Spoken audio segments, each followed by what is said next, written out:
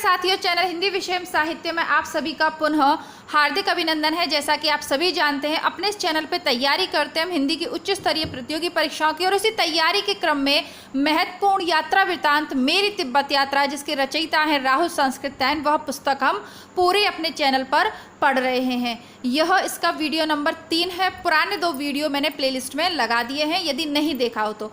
बात करें इस पुस्तक की, तो यह पुस्तक नेट की इकाई 10 में निर्धारित है, सिलेबस में निर्धारित है। साथ ही साथ वर्तमान में आरपीएससी कॉलेज लेक्चरर के सिलेबस में निर्धारित है, और कई राज्यों के एमए के सिलेबस में भी यह पुस्तक या यात्रा वृत्तांत लगा हुआ है। तो 2 वीडियो हम इसके कर चुके हैं। इस पुस्तक को राहुल संस्कृतैन ने 3 भागों में विभाजित किया। तो जो पहला भाग है लहासा से उत्तर की ओर, ये जो संपूर्ण परिचय पहले वीडियो में दे चुकी हूँ, तो रिपीट नहीं करूँगी। पहला भाग हमने 2 वीडियो में कंप्लीट कर लिया है। तो आज की जो कक्षा रहेगी वह उसके अंतर्गत हम इस पुस्तक का भाग 2 चांग की ओर का वर्णन पढ़ेंगे। यानी जब चांग की ओर उन्होंने तिब्बत में यात्रा की, तो वहाँ के उनके अनुभव जो रहे उनको संबोधित करते हुए वे अपने मित्र आनंद जी को 8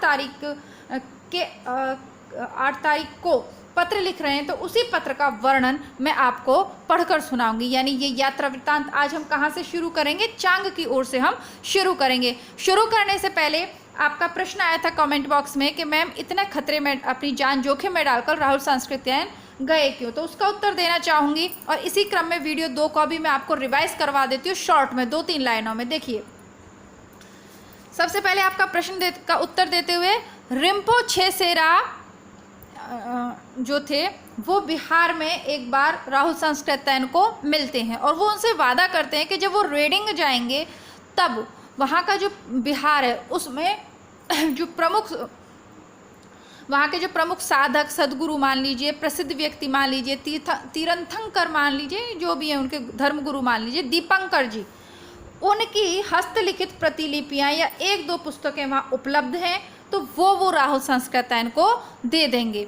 अब ये जो स्थान है, रेडिंग का वर्णन हमने वीडियो नंबर 2 में पढ़ा। वीडियो नंबर 1 में कौन सा पढ़ा था? भौंट प्रदेश है, ये पूरा ही भौंट प्रदेश है।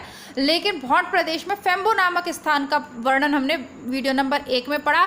वीडियो नंबर 2 में हमने रेडिंग के आसपास के क्षेत्र को पढ़ा। अब ये जो रिम्पोछे सेरा हैं, ये रेडिंग के राजा बन गए हैं, और इन्हीं की चिट्ठी लेकर राहुल संस्कृतैन जाते हैं दीपंकर वाले बिहार में। किस लिए? उन 2 पुस्तकों की प्रतिलिपियां, जो हस्तलिखित उनकी जो पुस्तकें, उनको प्राप्त करने के लिए, और कुछ पांडुलिपियां मिल जाएं, कुछ उपयोगी सामग्री मिल जाए, है ना। तो उन सब की तलाश में राहुल संस्कृतैन अपनी जान जोखिम में डालकर यहाँ जाते हैं दीपंकर के बिहार में। लेकिन उनका शिष्य देने से मना कर देता है, क्योंकि ये जो रेडिंग है ना, ये इस बात का उल्लेख ही नहीं करते पत्र में कि आप राहुल संस्कृतैन को मैं भेज रहा हूँ और इनको ये पुस्तक दे देना। ऐसा वर्णन ही यह अपने पत्र में नहीं करते। पत्र तो दे देते हैं राहुल संस्कृतैन को कि तुम, लेकिन मठ में ठहरने का ही देते हैं पुस्तक। तो राहुल संस्कृतैन उसमें अपने वीडियो नंबर 2 में कहते भी हैं कि यदि मुझे पता होता कि इसमें ऐसा पुस्तक के बारे में नहीं लिखा है, तो मैं अपनी जान जोखिम में डालकर नहीं जाता। लेकिन घुमक्कड़ प्रवृत्ति के व्यक्ति हैं, उनका हर व्यक्ति का अपना शौक़ होता है, अपना एक पैशन होता है कुछ कर गुजरने का। तो वैसे ही वो अपने इस वाली यात्रा के लिए पैशनेट थे, ये कह सकते हैं, पैशनेट थे वो। तो उनको अच्छा लगता था यात्राएं करना। भारत की समृद्ध संस्कृति जो है उसको वो जानना समझना चाहते थे। तो इसीलिए उसको जानने समझने के लिए, उससे संबंधित विषय सामग्री एकत्रित करने के लिए वो यात्राएं करते रहते थे। और अभी तो हमने इनकी एक ही पुस्तक को पढ़ा है। यदि हम इनकी अन्य पुस्तकों के बारे में जानेंगे तो देखेंगे कि कितना इन्होंने घूमा है। ठीक है, अब होता क्या है कि इनका जो एक खच्चर वाला होता है, जो सोनम गेन जेपर नाम का, अब मैंने बताया था आपको कि ये बीच में छोड़ के इनको चला जाता है। वो जो खच्चर वाला होता है ना, वो अंत में रुष्ट हो जाता है, बोलता है मैं आगे की यात्रा नहीं करूँगा, अपनी तलवार पर हाथ फेरने लगता है, और तब ये लोग वहाँ से लौटने का अपना मानस बना लेते हैं। बल्कि राहुल संस्कृतैन जी की तो आगे इच्छा थी कि 2 पाषाण के स्तूप और हैं, उनको भी वो देख कर आएँ, उनके फ़ोटो लें, और अगर फ़ोटो लेने की इजाज़त नहीं है तो चित्रकार भी इन्होंने साथ रखा था। तो वो सब करना चाहते थे, लेकिन अब वो जो खच्चर वाला है वो बिगड़ जाता है, तो ये वापस लौटने का निश्चित कर लेते हैं, क्योंकि वहाँ पर 2 मिनट लगते थे किसी की भी जान लेने में। ये हम देख चुके हैं कि कितना भयानक और जो क्या बोलें उसका खतरों से भरा हुआ वो स्थान था। हालांकि राहुल सांकृत्यायन जी को भी हम खतरों के खिलाड़ी कह सकते हैं ना। अब ये सब टीवी पे तो सब नाटक होता है, लेकिन असली खतरों के खिलाड़ी ऐसे ही हीरो होते हैं, समाज के गिने चुने व्यक्ति ही होते हैं। अगर ये ऐसे नहीं होते तो बताइए आज क्या हम इनको आप पढ़ रहे होते, क्या हम और आप मिलकर नहीं पढ़ रहे होते हैं ना। चलिए, बहुत सारी बातें हो गई, पूरा आपका रिवीजन हो गया। अब देखते हैं द्वितीय खंड चांग की ओर। राहुल सांकृत्यायन लिखते हैं, प्रिय आनंद जी 8 अगस्त को फेनवो से लौटकर लहासा पहुंचे। अब आप कहोगे कि मैम आप तो कह रहे हो कि रेडिंग से आए अब फेनवो, लेकिन देखिए रेडिंग तो लौटे हैं ना, तो रेडिंग से कहाँ जाएंगे, फेम्बो, और फेम्बो से ही तो फिर भोट प्रदेश है ना, तो फेम्बो से ही तो लासा जाएंगे ना, लौटेंगे भी तो इसी रास्ते से जिस रास्ते से गए। तो बस वही है, कंफ्यूज नहीं हुआ आप, इसलिए क्लियर कर दिया। 8 अगस्त को फेनवो से लौटकर लहासा पहुंचे। उससे पहले की बात पिछले पत्र में लिख चुके हैं, जैसा कि मैंने कहा कि वीडियो 2 तक हम कंप्लीट कर चुके हैं। आगे सांकृत्यायन जी लिखते हैं कि इस 1 महीने में कोई बड़ा काम नहीं किया, सिर्फ साम्यवाद ही क्यों को समाप्त किया। अर्थात इन्होंने क्या किया कि 1 महीने में जो आनंद जी को पत्र नहीं लिखे, तो उसमें क्या ही एक पुस्तक लिख रहे थे। उस पुस्तक का नाम क्या था, साम्यवाद ही क्यों। इस नाम से उन्होंने एक पुस्तक लिखी। बहुत विद्वान है, इनको महापंडित कहा गया। पंडित और आचार्य तो बहुतों को कहा है, लेकिन इनको क्या कहा गया, महापंडित। तो महापंडित इसीलिए कहा गया है क्योंकि बहुत सी पुस्तकें लिखी गई। तो साम्यवाद ही क्यों को समाप्त किया। लेकिन देखिए सबको उतना फेम नहीं मिलता, बहुत सारे लोग ज्ञानी होते हैं लेकिन उतना फेम नहीं मिलता, इसलिए पहले लाहसा जाने का इरादा था, किंतु फेनवो के प्रांत में जाने से हमारे फोटोग्राफर नातीला ने एकदम मन ढीला कर दिया। पहले लाहसा जाने का इरादा था, किंतु फेनवो के प्रांत में जाने से हमारे फोटोग्राफर नातीला ने एकदम मन ढीला कर दिया। हमारे पास किताबों के फ़ोटो लेने का कैमरा नहीं, कैमरा तो है किंतु वह ग्याची में पड़ा है। कोई आने वाला आदमी नहीं मिला कि उसे यहाँ लावे। दूसरे सभी पुस्तकें जो यहाँ हैं बिना भोट सरकार की आज्ञा के देखने को मिल नहीं सकती। यानी प्रमुख कार्य क्या है, पुस्तकों की खोज करना। रीजेंट और महामंत्री ने भी कहा भी है कि पत्र शीघ्र भेज देंगे, किंतु वह नहीं ही मिला। उसकी उतनी आशा भी न थी, यदि मिलेगा तो ग्याची भेज देंगे, ग्याची भेज देंगे। लहासा के लिए खच्चर भी नहीं मिला। इस प्रकार इस बार समय नहीं जाना हुआ, यानी कोई स्थान है समय वहाँ पे। ज्ञानची के लिए एक सज्जन 4 तिथियों तक वादा करते रहे। आखिरी तिथि उन्होंने बहुत विश्वास दिलाकर सितंबर मुकर्रर की, किंतु कल पूछने पर मालूम हुआ कि अब ज़रूर 11 सितंबर को भेजेंगे। यानी बहुत विश्वास दिलाकर 9 सितंबर उन्होंने तारीख मुकर्रर की, पर फिर पता चला कि 11 सितंबर को भेजेंगे। खच्चर के मालिक भोट के एक सरदार हैं, तो भी यहाँ के लोगों में तो यह बात आदत में शामिल हो गई है। आखिर में कल ही पक्का निश्चय कर लिया था कि ज्ञानची चल देने के लिए छूछिन सर वाले को 4 खच्चर देने के लिए कहा। खच्चर की हिफाजत के लिए डेपुंग मठ का एक भिक्षुक चलने को तैयार हुआ। हम और गैशे चलने को तैयार हुए। आज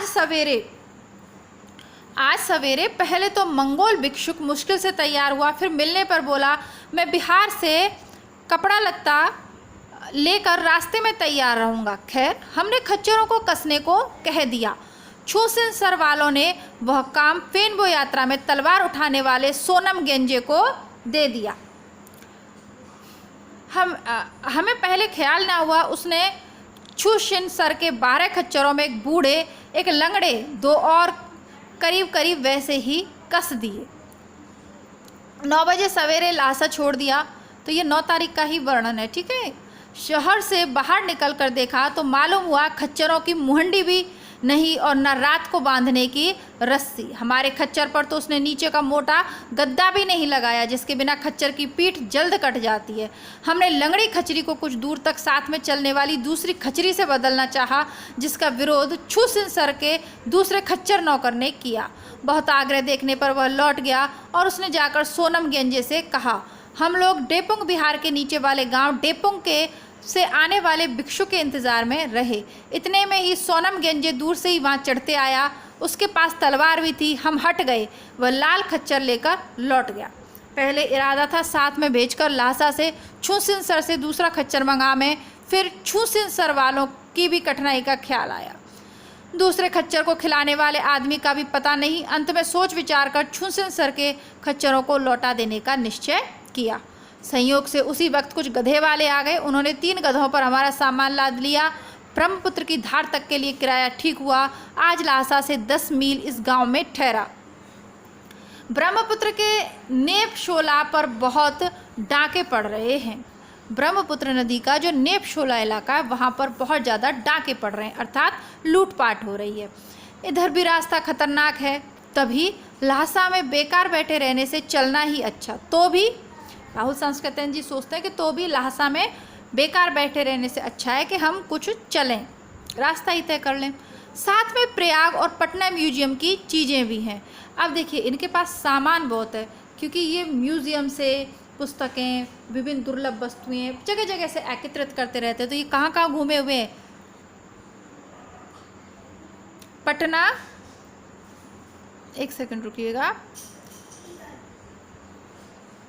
हाँ, प्रयाग और पटना म्यूजियम की चीज़ें भी हैं। खतरा बहुत अधिक है, इसमें जरा भी संदेह नहीं। तो देखिए प्रयाग और पटना, तो प्रयागराज को प्रयाग बोला जाता था, है ना। अब इसका नाम दोबारा प्रयाग करने पर हा हल्ला मचा, लेकिन अगर आप पुरानी पुस्तकें या पुराना साहित्य देखेंगे तो इलाहाबाद का नाम प्रयागराज ही था।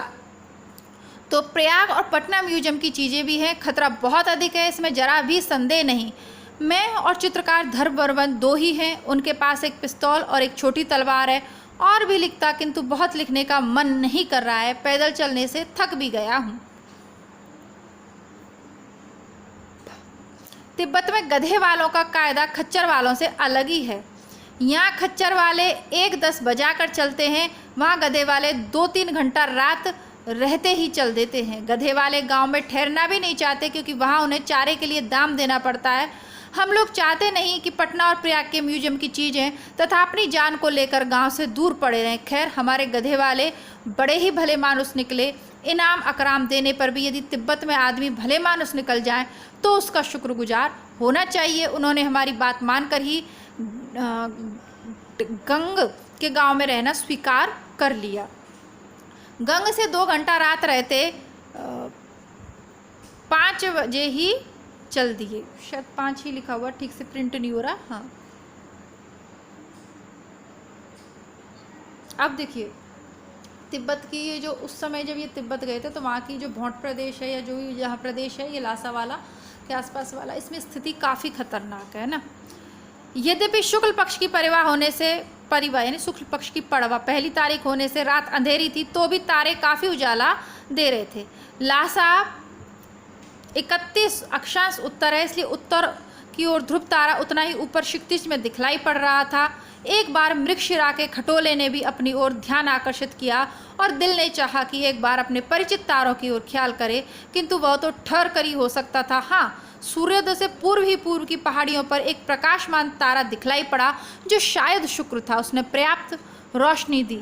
तो यानी सुबह होने से पहले ही चल दिए। और मृगशिरा नक्षत्र है, ध्रुव तारा है, इनको देखकर ही पहले समय का और दिशा का अनुभव किया जाता था। हालांकि ये लोग पढ़े लिखे विद्वान हैं, जाहिर सी बात है समय के लिए इन पे समय मापक यंत्र घड़ी भी है, लेकिन जो अपनी संस्कृति है उसमें ये सब आम बातें थी। आप कौन सी दिशा में चल रहे हो, कितना टाइम है क्या नहीं है, ये सारे नक्षत्रों के माध्यम से ही और ये तारों के माध्यम से ही जान लिया जाता था।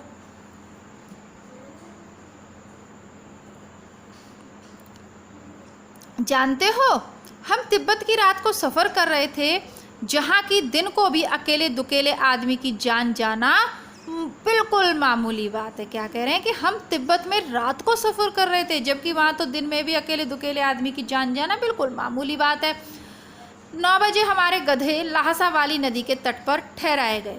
उन्हें पहाड़ पर घास चरने के लिए छोड़ दिया गया और हम लोग भी अपनी पेट पूजा में लग गए। धूप बड़े कड़ाके की थी। वैसे तो ठंड कड़ाके की होती है, पर राहुल सांस्कृतिक जी लिख रहे हैं कि धूप बड़े कड़ाके की थी, छाता लगाए बिना गुजारा न था। राहगीर ने कहा, आपका साथी मंगोल भिक्षुक आगे जा रहा है। वह पूछ रहा था, खच्चर पर चढ़े भारतीय भिक्षु क्या आगे मिले? अब मालूम हुआ जिन्हें हमने खच्चरों के लिए ठीक किया था, खच्चरों के लौटा देने पर भी वह हजरत आगे बढ़ते जा रहे हैं। हम लोग 2 बजे फिर रवाना हुए। कुछ धूप भी थी और इधर शरीर में थकावट मालूम हो रही थी। हिम्मत तो खैर अब भी पैदल चलने के लिए थी, किंतु प्यास बहुत लग रही थी। शाम को दोजट समक गांव में पहुंचे तो बुखार आ गया। रात को कुछ नहीं खाया। मकान वैसे अच्छा था, किंतु बत्ती बालने के बाद ही से शरीर का कोई कोई भाग चुनचुनाने लगा, यानी दर्द होने लगा।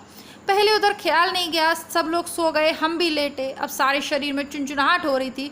उठने में आलसी थी। लेटे लेटे सोच रहे थे पिस्सू हैं या खटमल, यानी कि उनको कोई काट रहा था। किंतु और देर तक मन बहलाव करना मुश्किल था। टॉर्च उठाकर देखा, दीवार सिरहाने और दाहिने बगल दोनों ही लाल चलित बिंदुओं से सुशोभित हो रही थी। खटमल दादा, तुम पहुंच ही गए। हाथ को बदन की एक चुनचुनाहट पर फेरा तो मालूम हुआ पिस्सू भी। अब क्या किया जाए, थोड़ा सा ज्वर भी था ही, तो भी हमने खुली छत पर ही सोना अच्छा समझा। संग भरमन को भी नींद नहीं आ रही थी। जगाया और अपना बिछौना लेकर छत पर पहुँचे, तो भी बिछौना ओढ़ने में काफ़ी दोनों जाति के सज्जन चले आए थे, इसलिए रात को नींद अच्छी तरह नहीं आई। हाँ, ज्वर के आगमन से यह मालूम हो गया था कि कल पैदल नहीं चला जाएगा। खोजने पर छुसूर भर के लिए एक घोड़ा मिल गया। लाहसा से चलते वक्त कुशोतंदर लाहसा के तार अफसर को सूचित कर दिया था। फिर खच्चरों को लेकर लौटने वाले सुखयोगी से भी सब बात कह देने को कह दिया था। छुसूर के तार घर यहाँ लाइन देखने के लिए टेलीफोन मात्र है। मैं पहुँचते ही मालूम हुआ कि कुशोतंदर ने फ़ोन कर दिया था और यहाँ के सज्जन ने कल सवेरे के लिए 2 घोड़े भी तैयार कर लिए हैं, किंतु हमें तो आज ही चल देना था। ज्वर के आते ही अब ख्याल होने लगा शीघ्र से शीघ्र आगे पहुँचने का। ऐसा ना हो कि कहीं रास्ते में ही रुक जाना पड़े। खाने की भी तो भूख नहीं थी और ज्वर भी था, तो भी शरीर में ताकत कायम रखने के लिए भी अत्यंत आवश्यकता थी। नहीं तो 2 बड़ी बड़ी जातों को पार करके आगे पहुंचना हंसी ठट्टा नहीं। यानी रास्ते में इनको बुखार भी आ गया, पिस्सू खटमल वगैरह भी इनको काट रहे हैं। अब देखिए, वर्तमान में भी बुखार का प्रकोप काफ़ी चल रहा है उत्तर प्रदेश में। बच्चों के लिए काफ़ी खतरनाक बुखार चल रहा है, रहस्यमयी बुखार उसे कह सकते हैं। डेंगू का नाम दिया जा रहा है। सरकारी तंत्र है, बहुत सारी चीज़ें हैं। सरकार की भी अपनी कुछ परेशानियां होती हैं, अपनी कुछ समस्याएं होती हैं, सीमाएं होती हैं। लेकिन जिस तरीके से थर्ड वाइव आने के वो थे कोविड वाली, कि वो बच्चों के लिए कोरोना की तीसरी लहर खतरनाक रहेगी, तो कहीं ऐसा ना हो कि इसे आप तीसरी लहर का आगमन समझ सकते हैं। मेरी समझ से ऐसा ही है। जिस तरीके से बच्चे बीमार हो रहे हैं यहाँ पे, जिस तरीके से हॉस्पिटल्स में बच्चों की बेड की लाइन लगी हुई है, और इस बुखार को डेंगू वाला तो डेंगू है ही, लेकिन कुछ बुखार को डेंगू कहकर भी छुपाया जा रहा है। देखें तो ये एक तरीके से कोरोना की तीसरी लहर है जो लगभग आ ही गई है। उसी समय भगवान कृष्णचंद, आगे बढ़ते हैं, उसी समय भगवान कृष्णचंद आनंद कंद के वचनानुसार परम सात्विक शुक्लांबर धर्म विष्णु शशि वर्ण का ध्यान आया। दूध में मिलाया तो गया 4 श्वेत साली ग्रामों को, किंतु हम 1/3 दूध भी नहीं पी सके। 2 बजे रवाना हुए एक दूसरे घोड़े पर, यानी एक चूर्ण खाया था इन्होंने। थोड़ा ही आगे बढ़ने पर लौटते मिले। मालूम हुआ कि वह अब घाट तक पूछने गए थे। बड़ा अफसोस हुआ कौनचों की परेशानी के लिए। उसको कुछ पैसा दिया, कुछ सांत्वना की बात कही, फिर कौनचौन लासा की ओर और हम आगे की ओर। थोड़ी दूर आगे बढ़ने पर दिल में व्यथा होने लगी। कौनचौन को कुछ और पैसा देना चाहिए था, बड़ा ही भला मानुस था, लेकिन अब तो बहुत दूर चला गया था। रात को सेमृथुम गांव में ही रास्ते में ही ठहरे। कल रात के अनुभव ने बतला दिया था कि घर में रहने से पेड़ के नीचे रहना अच्छा है। पेड़ के नीचे ही डेरा पड़ा और बड़े आराम से सोए। हाँ, ये मालूम होना चाहिए था कि छुसूर से 1.5 मील चलकर हम दूसरे रास्ते जा रहे थे। पहले हमारा जाना खम्बाला से हुआ था। बरसात में छुबोरी के दास का छमसम घाट बंद हो जाता है, क्योंकि नदी की धार का वेग और विस्तार बढ़ जाता है। उसमें काट का चौकोर डोंगा नहीं चलाया जा सकता। पहाड़ के उस पार देखा, यह खास भारत से आया पहाड़ है, ऐसा सभी भोंटवासियों का विश्वास है, और हम भारतीयों को भी देशभक्ति के नाते उसे स्वीकार ही करना चाहिए। इस पर्वत की उसी तरह परिक्रमा की जाती है जैसे चित्रकूट की। इसके चारों ओर 108 विहार, 108 चैत्य और 108 चश्मे बतलाए जाते हैं। थोड़ा सा पानी मैं भी पी लेती हूँ, क्योंकि हुआ ये कि टाइम से वीडियो मैं नहीं बना पाई आपके लिए। और अब भी जैसे कि ये राहुल सांस्कृत्यायन जी थके हुए हैं ना, तो वैसे ही सारा काम वाम करके थक कर एकदम से चूर हूँ, तो बार बार थोड़ी सी क्या थकावट के चिन्ह आपको भी पढ़कर सुना रही हूँ वाली स्थिति, क्योंकि कल आपका वीडियो नहीं आया था, परीक्षा पास ही है, तो मैं नहीं चाहती कि आपका समय बर्बाद हो जाए और काफ़ी लंबा गैप भी बीच में हो गया। तो बहुत सारे कारण रहते हैं, लेकिन चलिए मैं आपको इस वीडियो को अब छोड़ूंगी नहीं, पूरा 30 मिनट का आपको पढ़कर सुनाऊंगी ही, है ना, चाहे पानी पीना पड़े या कुछ भी, बल्कि आंखों में नींद भर रही है, क्योंकि वो, चलिए क्या कहें, चलो आगे बढ़ते हैं ना। 11 दिसंबर को फिर रात रहते ही चल दिया। कुछ देर तक रास्ते में 2 महान स्तूप दिखाई पड़े। अनुराधपुर के रत्नमाल्य जितने तो नहीं तो भी बहुत ऊंचे। दिन होता तो और देखते और फोटो भी लेते, ये बिल्कुल बेमरम्मत हैं। आगे बखोर का मठ मिला, फिर छोस संकोर यंके का बहुत ही विशाल विहार, जिसके पास में सफ़ेद के कितने ही बड़े बड़े बाग भी हैं, सफ़ेदे के। इन विशाल मठों और उनके निवासी भिक्षुओं को देखकर चित्त को खेद होता है। भोटवासियों को उन्होंने ही बहुत से दुर्गुण सिखलाए हैं। भोटवासियों के लिए तब तक भले दिनों की आशा नहीं जब तक ये इतनी संख्या में मौजूद रहेगी। दाल में नमक स्वाद का बढ़ाने वाला होता है, किंतु उसका खास परिमाण है।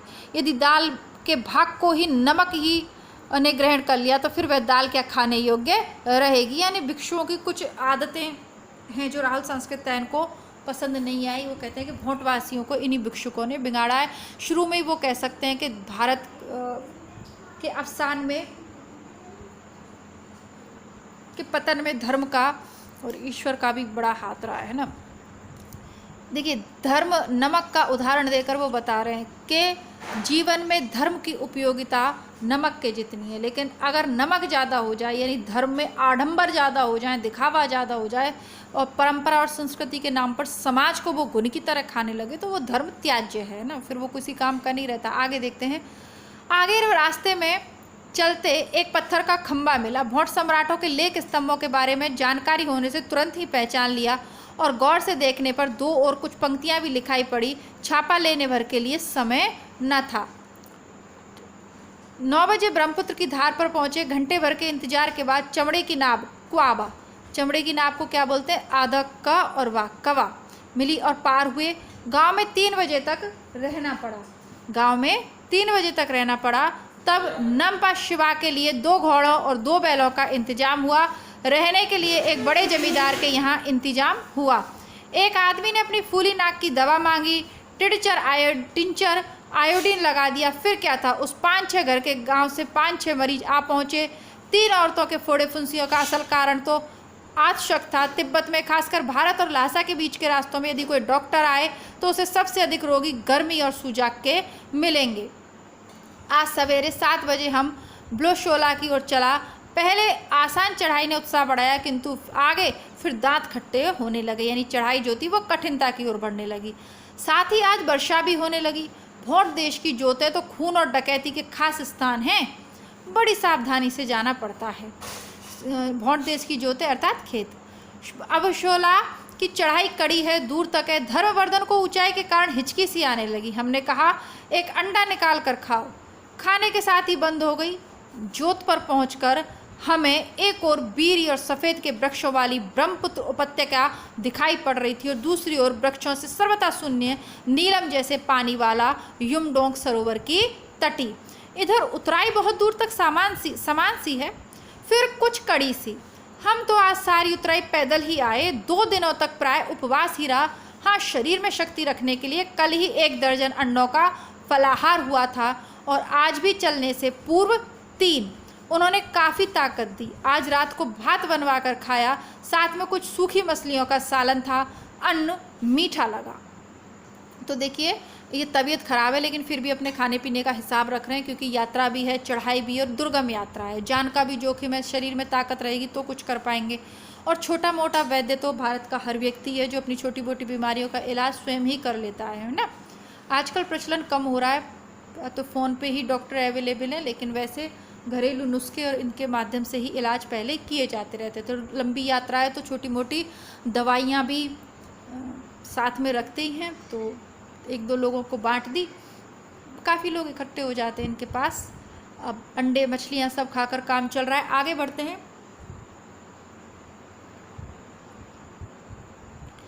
5 बजे शाम को कोपेदे जोड़ पहुँचे।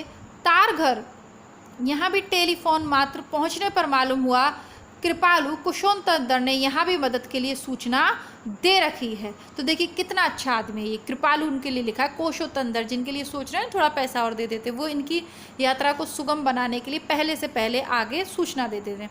यही एक पत्र लिख रहा हूँ, मालूम हुआ कल नगर में से सर चार्ल्स बेल यहाँ आ रहे हैं।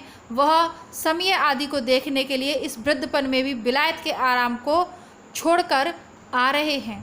वे समय आदि को देखने के लिए, हो सकता है कल रास्ते में भेंट हो। 4 दिन में ज्ञाचे तो पहुंच सकते, किंतु यदि सवारी बार बर्दारी का प्रबंध होता तब ना। आज बस इतना ही। यहाँ कहकर वो अपने इस पत्र को समाप्त कर देते हैं। आगे जो वर्णन है वो नगरचे नामक स्थान का है। 13 तारीख का यह वर्णन है। आगे देखते हैं। युमडोंग सरोवर का यह उपत्यका बहुत ठंडी है। ऊंचाई 14,000 फीट से क्या कम होगी। तो ये 13 तारीख का वर्णन है। वैसे आपका 14,000 फीट से क्या कम रही होगी, इसलिए यहाँ सर्दी से बचने का काफ़ी इंतजाम करना पड़ता है। हम लोग आज भिनसारे 6 बजे ही चल पड़े। वैसे सीधा रास्ता होता तो नगर 3-4 घंटे से अधिक का रास्ता नहीं था, हमारे सुस्त साथियों के लिए भी न था, किंतु झील के एक घुमाव के साथ एक बड़ी दुम एक और बढ़ जाती है, जिससे 6-7 मील का चक्कर पड़ता है। इस दुम के साथ आगे को टशीलुनपो का रास्ता गया है। प्राय एक दिन आगे जाने पर रोंग प्रदेश है। वहाँ पर 11वीं सदी में भारतीय पंडित सूक्ष्म दीर्घ कितने ही समय तक रहे थे। यहीं डकपा नामक परिवार में 14वीं शताब्दी के 35 सुंदर चित्रपट है। बहुत इच्छा तो थी जाने की, किंतु चित्र लेने का कैमरा ज्ञांची में पड़ा है। जाड़े के 2 महीनों तक झील जम जाती है, फिर लोगों को इस दुम की परिक्रमा करनी होती है। हमारे घोड़े नपशिप तक के लिए थे। जब वह 1 मील करीब रह गया तो सर चार्ल्स बेल और उनके साथी मिले। तो यानी जो विदेश से भी लोग वहाँ पर यात्रा करने आते थे, तो यानी कि संस्कृति के हिसाब से काफ़ी समृद्ध प्रदेश रहा होगा, तभी तो लोग विदेशों से भी आ रहे हैं। और आपके प्रश्न का उत्तर भी है कि क्यों जा रहे हैं ना। अपने ही उन्होंने घोड़ों को खड़ा कर दिया और कहाँ से आते हैं, किस काम से गए थे पूछा। पहले वे हिंदी ही में ही बोलते रहे। मुझे कितनी ईर्ष्या हो रही थी। कहाँ यह 70 वर्ष का मुट्ठी भर हाड़ हिमालय के इन दुर्गम पहाड़ों को पार करने की हिम्मत कर रहा है, और कहाँ हमारे नौजवान। ठीक है, 70 वर्ष के थे वो जो चार्ल्स थे ना जिनको मिले थे। ठीक है, वो चार्ल्स बेल 70 वर्ष के होकर मुट्ठी भर हाड़ यानी दुबले पतले होकर हिमालय की दुर्गम पहाड़ियों में घूम रहे, और हमारे नौजवान उन स्थानों पर जाना ही नहीं चाहते। इसमें शक नहीं, उनके पास 2500 घोड़े गधे सामान है और नौकर भी, किंतु वह तो हमारे धनी नौजवान भी कर सकते हैं। उनसे हिमालय की कठिनाइयाँ शून्य के बराबर नहीं की जा सकती। मतलब वो कहते हैं कि चलो उनके पास ताम झाम है, क्योंकि लोग ये कहेंगे कि मैडम वो तो चार्ल्स बेल थे, अब उनकी क्या, उनके पास तो नौकर चाकर घोड़े, वो सारी बात है। लेकिन वो संस्कृतायन जी कहते हैं कि क्या हिमालय की कठिनाइयाँ उससे 0 हो जाती हैं, शून्य हो जाती हैं, नहीं की जा सकती ना। बेल साहब को तिब्बत वाले बेल लुनछेन कहते हैं।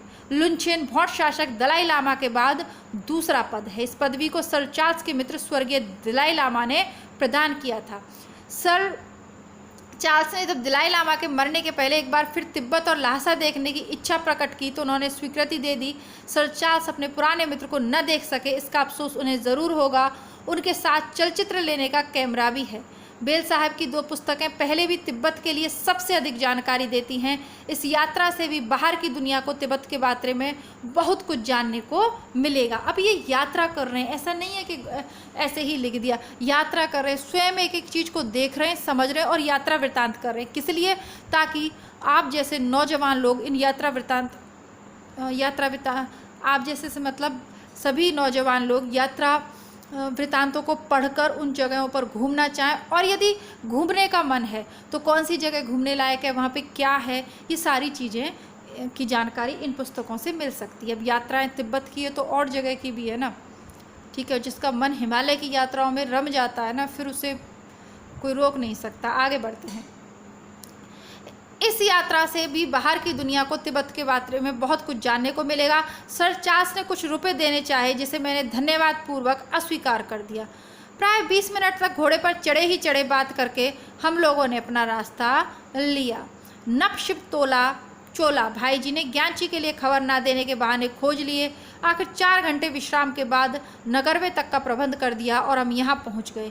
कुशोत्तंदर की सूचना के अनुसार यहाँ के भी तार घर वाले सज्जन ने रहने आदि का प्रबंध कर रखा था। घोड़े भी मिल ही जाते, यद्यपि कुछ महंगे, किंतु सौभाग्य से आज नेपाल राजदूत ज्ञानची से यहाँ पहुँचे और उनके पहुँचाने वाले घोड़े आसानी से मिल गए। परसों तक ज्ञानची पहुँच जाएंगे, क्योंकि ज्ञानची में ही तो इनका कैमरा है। कहाँ, सौभाग्य से नेपाल के राजदूत है ना, तो देखिए दूर दूर के राजदूत वहाँ पर आ रहे हैं। अब जो नेक्स्ट वर्णन है वो ज्ञानची नामक स्थान का है, थोड़ा सा पढ़ लेते हैं, बाकी कल सुनेंगे। कुछ तर्द तो हुआ, किंतु नरगचे से रालुंग के लिए 4 घोड़े मिल गए। किराया भी 8 आना घोड़े के करीब पड़ा। घोड़े वाले नेपाली वकील के पहुंचाने के लिए बेगार में आए थे, यानी फालतू में आए थे। आज ही उन्हें घर लौट जाना था, जो 35-36 मील पर था। 5 बजे रात ही को अंधेरे में हमें कूच कर देना पड़ा। चलने के वक्त भी आसमान में बादल छाले हुए थे। सुबह होते होते तो बूंदें भी पड़ने लगी। हम लोग 14,000 फीट के ऊपर जा रहे थे, ऊपर से बूंदाबांदी, फिर सर्दी क्यों ना लगे।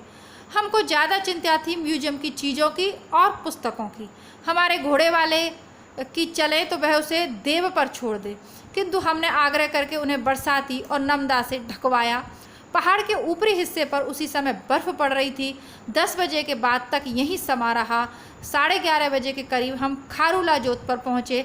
लहसा से ज्ञानची तक 5-5 मील पर सरकार ने डाकियों के लिए घर बनवा दिए हैं। एक डाक वाले का घर जोत से बिल्कुल लगा हुआ है। 16,000 फीट पर यह मकान है। इतनी ऊंचाई पर रहने वाले तथा पैदा होने वाले आदमियों पर उसका ज़रूर असर होता है। आजकल ही यहाँ हाथ पैर ठुठुर जाते हैं, फिर जाड़ों की ही बात ही क्या। और ये लोग 12 महीने यहीं पे 12 मास यहाँ पर रहते हैं। वो कहते हैं कि अभी तो सर्दियाँ भी नहीं है तो भी ठिठुरन पड़ रही है, सर्दियों में क्या हाल होता होगा। 16,000 फीट पर सरकार ने डाकियों के लिए बनवाए हुए हैं घर। हम लोगों के पहुँचते ही डाकिया की अधेड़ स्त्री ने, जो अपने पति की उम्र में दूनी से क्या कम रही होगी, आकर हमारे घोड़ों को पकड़ा। घर की छत बहुत नीची है और वह सारी धुएं से काली है। हम लोगों के आसन पर बैठते ही उसने आग बाल दी, यानी जला दी। चाय की देगची चढ़ा दी। हमारे हाथ पैर सुन्न हो रहे थे। थोड़ी देर में गर्माहट पैदा हो गई। बिस्कुट और नरगचे से लाए हुए सूखे भेड़ के मांस का फलाहार शुरू हुआ। खौल जाने पर खूब आड़े हाथ मक्खन डालकर चाय बनाई गई और फिर लगे प्याले ढलने। भोजन और विश्राम कर हम फिर चले और 4 बजे शाम को रोलांग के तारंगखंग में पहुंच गए। हम सोच रहे थे कि यहाँ पर भी कोई चोला होगा, किंतु पूछने पर एक स्त्री ने कहा, मैं ही तार भेजने वाली हूँ। उनको कशुनतंदर के अतिरिक्त नरगचे के बाबूजी ने भी हमारे बारे में फ़ोन कर दिया था। इस वक्त घोड़ा तैयार ना थे, अन्यथा आज ही हम रालुंग मठ हो आते। घोड़े थक गए थे, ऊंचाई भी बहुत है चलते चलते। तो एक तार वाले वो जो इनका जो था ना, जिसको इन्होंने कम धन दिया था, काशुतंदर, बहुत अच्छा आदमी है। एक अगले तार वाले या जहाँ पे भी इनको रुकना है तो वहाँ पर खबरें पहुँचती जा रही हैं। रालुंग का तार पुरानी चीनी चौकी में है। चीन से तिब्बत निकल जाने पर उनकी बहुत ही कम चीनी इमारतें रख छोड़ी गईं। शत्रुता के कारण सभी को भोटिया लोगों ने नष्ट भ्रष्ट कर दिया। रालुंग भी काफ़ी ठंडी जगह है। यह तो इसी से मालूम है कि उसके बहुत नीचे तक कोई वृक्ष नहीं जम सकता, यानी जम सकता मतलब पैदा नहीं हो सकता। रात को ज्ञानची के लिए 4 घोड़ों की बात चलने लगी तो भी कोई निश्चय ना हो सका। इतना पक्का हुआ कि हम लोग कल रालुंग मठ देखने जाएंगे। सवेरे 4 घोड़े ठीक किए गए, यानी कि निश्चित हुए। हम लोग 2 घोड़ों पर रालुंग मठ की ओर चले, जो 3 मील से ऊपर है। रास्ता बहुत चढ़ाई का नहीं। इस मठ को 13वीं सदी के आरंभ में द्योनराज धर्म दोर सिंह ने स्थापित किया था। इसका संबंध विक्रमशिला के सिद्ध नादपाद के शिष्य मर्चा गर्यपा संप्रदाय से है। हमें किसी ने बतलाया था रालुंग मठ में तालपत्र की पुस्तक और कुछ पुरानी मूर्तियां मिल सकती हैं। हम 9 बजे के करीब मठ में पहुंचे। मठ पहाड़ के मैदान में है। इस मठ की विशेषता यह है कि यहाँ भिक्षु और भिक्षुणियाँ दोनों एक साथ रहते हैं और दोनों अधिकतर इसी मठ में पैदा हुए। कौन किसका पुरुष और कौन किसकी स्त्री, इसका बड़ा कोई नियम नहीं है। भिक्षु 80 के करीब रहे होंगे और भिक्षुणियाँ 100 से अधिक। भिक्षुणियाँ बाल निकली एक प्रकार की लाल टोपी लगाती हैं, जो खोपड़ी से चिपटी सिर की भांति ही होती है। इसका वर्णन कल पढ़ेंगे। थोड़ा थोड़ा सिद्ध साहित्य हमने रामचंद्र शुक्ल की पुस्तक में पढ़ा है, उसका स्मरण यहाँ हो आया। जो इन्होंने एक बात यहाँ पर लिखी है कि कौन किसका पुरुष और कौन किसकी स्त्री, इसका कोई बड़ा कड़ा नियम नहीं है। तो इसी से इन बौद्ध विहारों की क्यों दुर्गति हुई, क्या हुआ, वो सब जानने और समझने के लिए काफ़ी है। बाकी इस पर चर्चा कल करेंगे। तो आज की कक्षा के लिए इतना ही। चैनल पे पहली बार हो, वीडियो को देख रहे, प्लेलिस्ट जरूर चेक करिएगा। रचनाओं के लिए, विषय सामग्री के लिए, कविता, पद्य, उपन्यास, नाटक, सभी के लिए पुराने पेपर नोट्स वगैरह सब कुछ प्लेलिस्ट में उपलब्ध है।